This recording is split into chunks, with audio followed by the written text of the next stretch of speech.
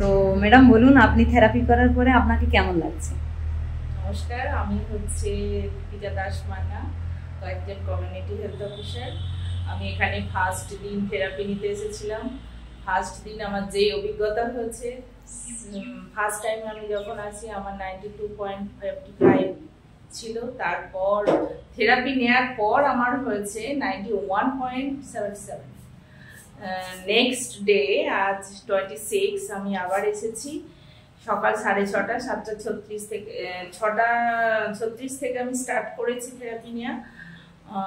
তারপর আমার এখন এই মাত্র শেষ হলো 7:30 কি 7:45 নাগাদ।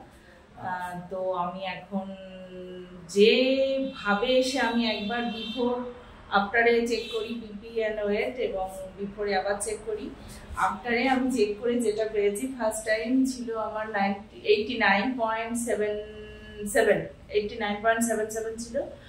আর বিফোর আমার থেরাপি 55 ছিল।